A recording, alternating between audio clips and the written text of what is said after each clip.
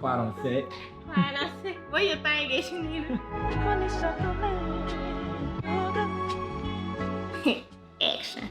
Hi friends, welcome to Casually Catrice. I have a very special episode for you today. Joining me is my friend Malcolm Farrell. Yo. He's been very big in the entertainment industry, working for, no, it's true though, working for BET, Soul Train Awards, and now he's doing his thing with acting. So you know what? I would say you've been doing your thing. I've been doing that. I've been making it work. So tell me, when did you get started in the entertainment industry? How did you know this was something you wanted to do? Definitely since I was young, for sure. I used to always look at the TV, always wanted to be on camera. Like, how do you like get there? But I was never like outgoing. Like, I was shy, but I always knew I wanted to do that. Right. But once I moved here, like started my college career, I realized, hey, life about to start. We need to do something. So I like communications. So I was to start. I had to put it on the back burner a little bit because college got in the way of acting. Right. But once I graduated college, that's when I really started getting into acting as well as like the broadcast journalism portion. Like, how did you get started? Like, how did you go about finding an agent? Did things just happen quickly for you? I searched, being a journalist kind of dude that I am. Okay. I saw a couple agents. I started out with Page Parks. And their process is you do some classes and then from there they'll sign you if you're good enough. That's how it started, but then like I said, college got in. Like for somebody that's looking to get into this, what steps would you say? So I would say for sure, that's like the top goal, is to start out is really get an agent or a manager. Okay. But usually it's agents. So it's always good to just really get an agent to feel the industry, whether it's like growing pains, just auditions, classes, understanding like, is this really for you or not? You know, like you can really fall off like going in, it's a cutthroat industry. Okay. So I would say the first objective is for sure try to get an agent. If not, you can do stuff, everybody's making things, you know, but agent is definitely one of the top goals for sure. Okay, nice. And then I know you've been working on some other projects. You can't tell me right now because it hasn't been released, but what are some other ones that you've done in the past that's out? So I worked with Adidas Okay. twice with James Harden. I actually did a fall shoot 2 or 3 months ago. It was for like their signature collection. Okay. Pretty much one like their top athletes of the brand. They're coming out with their own signature thing with like a word that describes them. Oh, nice. That's creative. Yeah, so like his mom was there, his sister was there, and it was just, of course, the other talent and stuff like that. And I did stuff with Target. They're promoting their new drive-up service where you can call in and they'll fix everything for you. And then when you come, they'll just bring it out to you. So that was the latest. Sounds thing. good, but you're still not gonna tell me about what else you got coming out. Okay, next week. It was worth a try, friends. But you know, he got us next week. So with so many people selling dreams in the industry, how are you able to determine like who is real, who's fake? Like how do you know how to?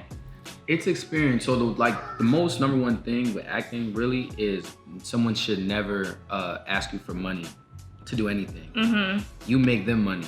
You know, like your agent, manager, like they go hard for you so you can make money and then they get a percentage of what you make. So there's a lot of people saying like, oh, like, you know, come here, let's like pay $500. You know, you'll be part of the agency, stuff like that. It shouldn't cost you no money to join the agency. You audition and then they accept you, you sign a contract, but then for the money portion, you earn it and then they get a percentage from that. That's the first thing. That's like the number one scam out there. A lot of people, because a lot of people want to make it. You know, everybody want to make it, so they're just like, man, I'll do whatever. Nah. Y'all please take up with these tips. You know what I'm saying? He's giving it to you for the free. You cannot beat this. With all your obstacles that you've overcome, accomplishments. Like, what would you say has been your greatest accomplishment thus far? I would say one is getting my SAG card. For a lot of people that don't know, I don't know if you're familiar with it. It's the SAG union, where it's a union of actors, Screen Actors Guild. Okay. And what that is whenever you work in a right to work state, Texas isn't, but when you work in a right to work state, you get paid at a SAG scale. So you get paid more because you pay dues for the union. So it covers like insurance, things like that. When they're on set, if anything happens, you're covered.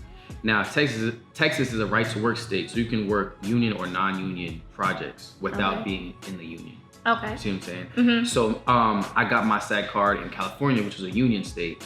So I got my eligibility. So whenever the time is right, whenever I go to California or New York, I can join the union because I have an eligible project that I worked on. Okay. I would say getting actors real, you know, just you know, like, I know that's dope. Right? Yeah, it's work. But also too, a constant reminder that I'm doing the right thing is like a big accomplishment, you know. Like a lot of people don't know. It's a lot of people that go out for these roles, you know. Like it's you against Lord knows who else, you know. True. 50, like it. So when you really book that role, that project, it builds your confidence. Like, damn, I really am doing the right thing, you know. Real. So it pays off. So outside of everything you already stated, because you've given some really great tips, do you have anything else that you would like to tell anybody that's like looking to make it in this industry? Even me, because you know I'm hoping to be like the next Taraji. I'm not mad at it. So I would say if you really can't go a day without thinking about it, then that's your calling. That's something that like I continuously, I can turn on TV right now. I'm like, damn, I wish I was in that. You know. I would say when it comes to acting, I'm a student first. For all the actors that are out there continuously work, it's so many things that you could be learning. Like prime example, I know I'm in the same industry with you with communications, but I'm learning how you're conducting this interview. Okay. You know, like it could be a role like asking for something that you're doing that I'm not familiar with, but I can think back like, hey, Kathleen Catrice did it.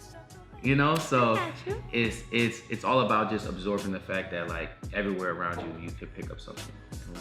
That's true, and I'm learning some things from you as well.